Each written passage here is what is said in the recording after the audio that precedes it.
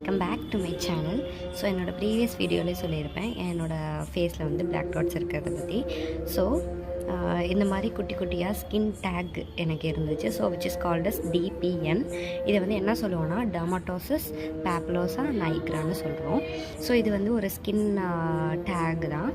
இது வந்து எதனால் வருதுன்னா, இதோட ரூட் காஸ் வந்து என்னதுன்னா, இன்சுலின் கண்டென்ட் வந்து பாடியில் அதிகமாக இருக்கனாலையோ, அப்படி இல்லைன்னா உங்களுக்கு PCOD ப்ராப்ளம் இந்த மாதிரி இருந்துச்சுன்னா இந்த மாதிரி உங்களுக்கு ஆகும்.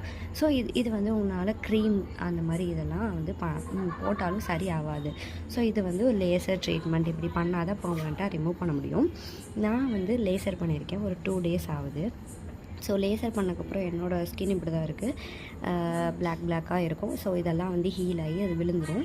நைட்டு வந்து யூஸ் பண்ணுறதுக்கு ஒரு க்ரீம் மட்டும் கொடுத்துருக்காங்க. அது மட்டும் எவ்ரிடே நைட் வந்து யூஸ் பண்ணிட்டு முக்கியமாக ப்ளெயின் வாட்டரால் மட்டும் ஃபேஷை வாஷ் பண்ணுங்கள்.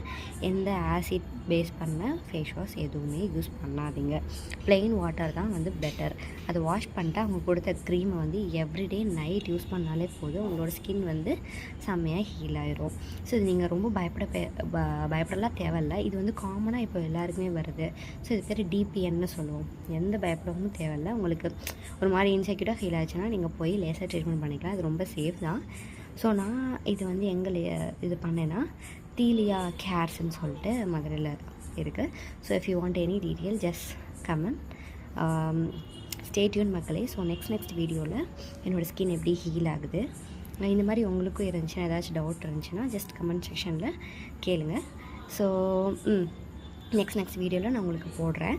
என்னோடய ஸ்கின் எப்படிலாம் ஹீல் ஆகுதுன்னு நம்ம பார்க்கலாம். Tata, bye bye.